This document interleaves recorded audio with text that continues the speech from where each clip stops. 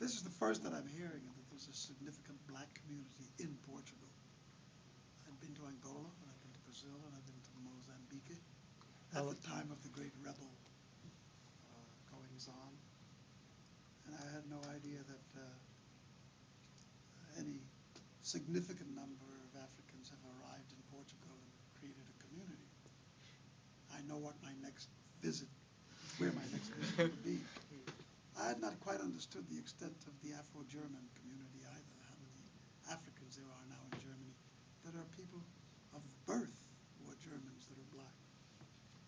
It is a new order. At the very end of the film, I showed us in Berlin and walking through a monument with a young man who's German.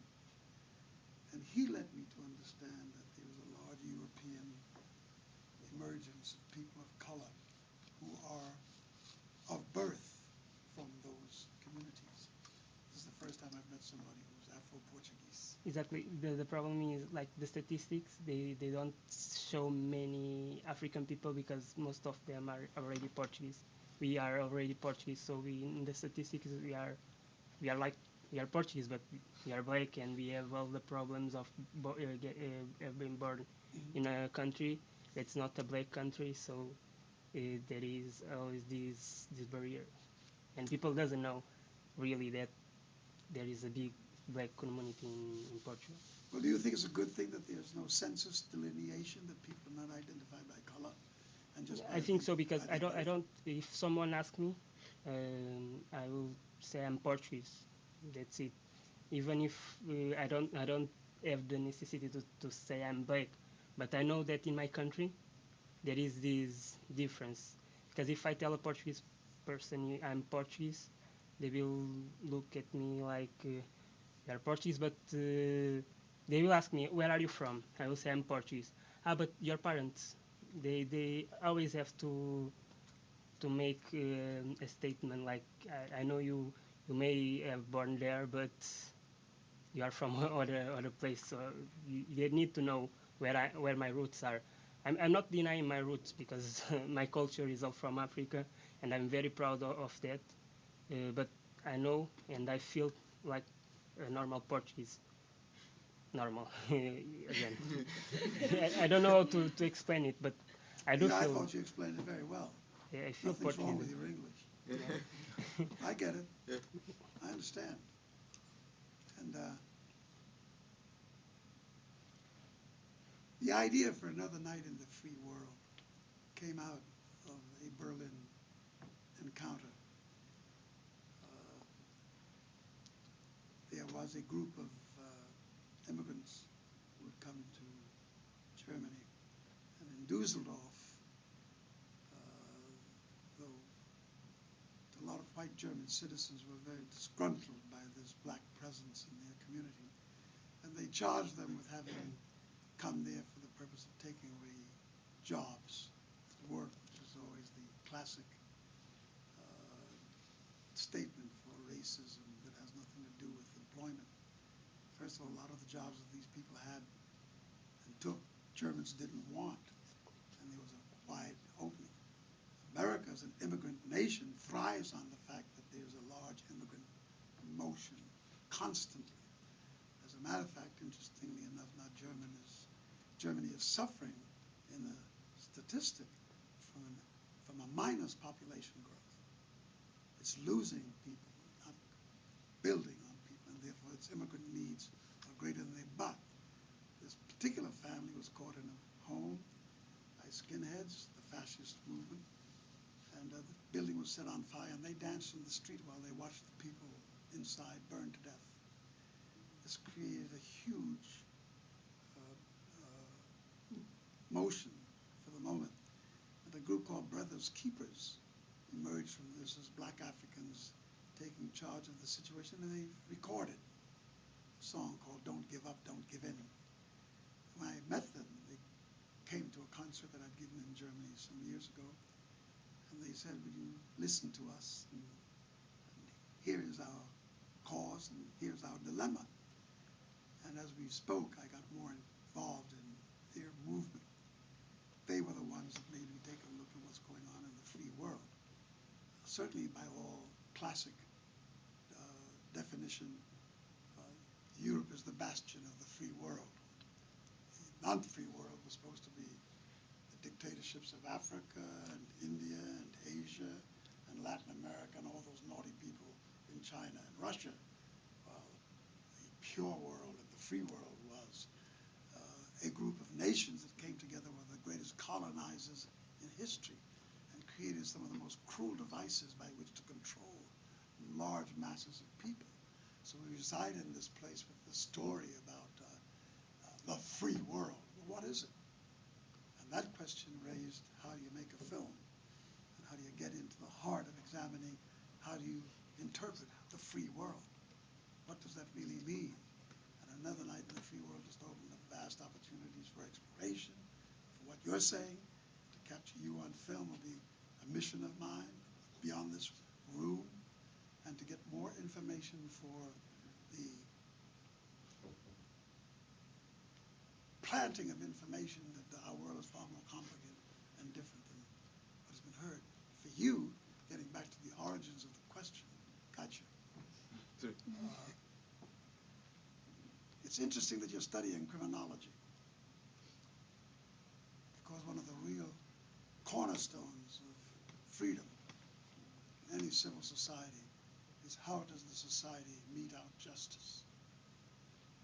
It's an important fabric to our cohesiveness as a species. The rule of law is an absolute necessity. It's not just a political device, it's a social device. It's extremely important. And without it, there can be anarchy and treachery and all sorts of things. So we need it. Criminology can be studied in defense of existing laws that are oppressive. Motives for criminality can be based upon a host of things that just does not make criminology as a study in of itself as an abstract science. So you can study the criminal mind. It can be fraught with a lot of things that have nothing to do with the reason for its existence. It doesn't have to do necessarily with race or gender or whatever. So that the first thing to do is to take a look at what does your study of criminology do to tell you about the justice system, and what is it that you want to investigate. If it's pure crime by itself, then I don't have much that I can offer you. But if it's looking at criminology as an instrument to change social behavior, then your canvas is vast. And I think in the United States we have a black attorney general. He sits at the head of the most powerful law institution in the world, because it's America. And Barack Obama is the president. That combination of these two men give you opportunities to say a lot of things that they are not saying, coming to this unique moment in their own governance that has this history at their disposal. So it's like, actually it's about the selection process. What do you want to really do with criminology? Study the science of crime or study the social consequence? If you study social consequence, then you have a different criteria than just looking at where the fingerprints and what motivated the forensic, look. And you're nodding your head, so I'm glad to hear that's where you're headed. So Yeah, that was my point, because I don't want, like, because if I want to help people after a crime is committed, I would be like a lawyer or something. Then I could help young black people that are in bad situation. But that's not my point. That's not what I want to do. I want to try to do something in my country in order to change what's happening, and to prevent, because I see people that was born way after me, um, like in prison because he killed someone, like, and I get shocked because it was something, someone that I saw growing up. Like, it really shocked me. It was maybe the moment I decided to study criminology, because I want to change that, to don't have that feeling of come on, what's happening, because this kid yesterday was like 5 years old and today is in prison. He'll stay the rest of his life in prison. So that's what made me choose this career, and is what I want to do to change. well, don't surrender your passion. Just broaden the base of its investigation. You can take it to other places and open it up and Sure. give me a holler. We have chat stations. I've been known to answer back. Okay, okay, okay. Yes, sir. I just wanted to add on what he was saying because about the immigrant. Excuse me one second. Where is your roots? Where do your My parents? parents are from Cape Verde. Where? Cape Verde. Cape Verde. Yeah. Cape Verde. Yeah. And I just wanted to add what he was saying. Great singers from Cape Verde. Sorry. You got great music and singers from Cape Verde. Yeah. Very nice. I was just was adding what he was saying. There's a lot of parallel movements and a lot of parallel issues happening at the same time. They're sort of merging.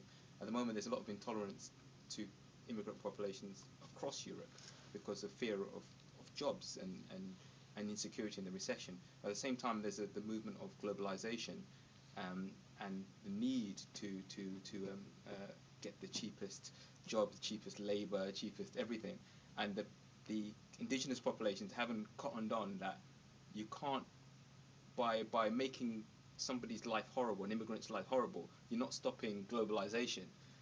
That's something they've got to get handle on, and the way things are going, with outsourcing, especially in India, people don't have to be there to take your job. You don't unless it's carpentry or building or something. Any job can be, somebody could be at the end of the computer telling you, consulting you on your business or doing your accounts or whatever, and it's Well, let creating me all just these. answer this, because I can just tell you that the collapse of the capitalist money system and the way it has been designed has been predicted since the turn of the century when great Hegel and great thinkers wrote about it and Marx inherited it. It started here in England. And they then took it on to the study of Marxism, communism, and all the books on the subject. Uh, we are in another place now. And I think that that immigrant thing, which used to be a narrow, sectarian, closed issue only to certain people, has now opened up its path of mischief, because all those white kids walking down on Wall Street are rich, are not rich, but are filled with opportunity. Many of them are college graduates with advanced degrees and no employment. And they're sitting in exactly the same picture as the domestic worker, and they're finding synergy and commonality. And when they share the reason for their pain and their anguish and their denial, they find that they have a lot in common when they go beyond the immediate and look into the deeper nuances of what has caused the system to become this flawed. What is this separation in class between those who have and the vast number of those who have not? And I think we have an opportunity here and now, which is what excites me about what young people are and what we could do, to take a look at this phenomena and move the paradigm, move the interpretation to see the landscape in new ways. And I think what we're doing in the use of cinema is to dig more deeply into those nuances, not just to make a picture, but to know that we could take this, get it through the system, and communicate with one another in ways, well, you know what you do with your little gimmicks and things. Blah, blah, blah. Hello, sorry. First of all, I have to totally agree with Luis. I'm from Portugal as well. And yeah, it happens in Portugal. We have many different cultures, Gypsy, African, uh, and you don't see them in the middle of the street all together. They just go in different groups. It's not only the prisons thing. You even can see it in the middle of the street just walking. It's very difficult to find a group where you can find like a big Yes. mix. That's something really difficult. And now my point is, first of all, many thanks for your movie. I'm making a master's degree in mass communications, and in less than 1 year, I will have to present my dissertation, and I want to present it about the politics communication in Martin Luther King. What? In Martin Luther King. Your dissertation is on him? Yeah, in about his speak, his propaganda, mainly about it. So I know I can read a lot in books, but I would like to have your opinion about what what did he add that no one else have on his speech, on his propaganda. On that time, that so many people have had their minds done, he could change so many minds on that time.